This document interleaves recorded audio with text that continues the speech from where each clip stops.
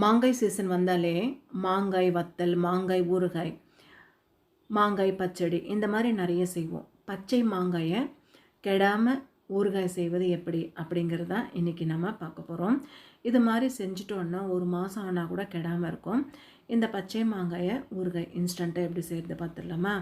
நான் 2 மாங்காய் எடுத்திருக்கேன். அதோடைய மேல் பகுதியும் கீழ் பகுதியும் கட் பண்ணிக்கிறேன். இந்த மாதிரி கட் பண்ணி எடுத்துக்கிறேன். சின்ன சின்ன பீஸாக இப்போ நம்ம கட் பண்ணிக்க போகிறோம். ரொம்ப பெருசாக இல்லாமல் சின்ன சின்ன பீஸாக கட் பண்ணிக்கணும். இது போல் நம்ம கட் பண்ணி எடுத்துக்கணும்.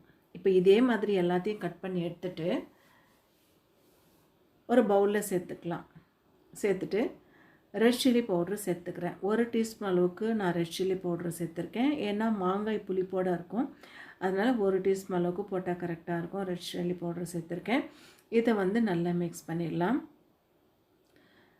அந்த காரம் எல்லா மாங்காய் துண்டுகள்லேயும் போய் சேர்கிற மாதிரி மிக்ஸ் பண்ணிக்கணும். அதே மாதிரி சால்ட்டும் சேர்த்து மிக்ஸ் பண்ணிக்கணும். சால்ட்டும் சில்லி பவுடரும் நல்லா கோட் ஆகணும். இப்போ இதுக்கு தாளிப்பு ரெடி பண்ணிடலாம். நான் 1 ஸ்பூன் அளவுக்கு கடுகு எடுத்து நல்லா வறுத்துக்கிறேன். இதை வேறு ஒரு பிளேட்டுக்கு மாற்றிக்கலாம்.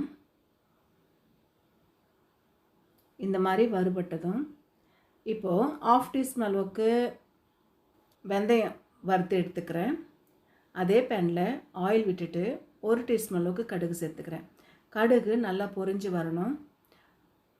அதுக்கப்புறமா ஸ்டவ்வை ஆஃப் பண்ணிக்கலாம். பொரிஞ்சதுக்கப்புறமா இந்த மாதிரி வெடிக்கும். வெடித்ததுக்கப்புறமா ஆஃப் பண்ணிவிட்டு நம்ம வறுத்து வச்சுருந்தோம் இல்லையா வெந்தயம், கடுகு, அந்த தூள் சேர்த்துக்கிறேன். இப்போ அந்த மசாலா, உப்பு காரம் மசாலா போட்டு வச்சுருந்தோம் இல்லையா சின்ன மாங்காயில், அதை நல்லா மிக்ஸ் பண்ணிக்கலாம்.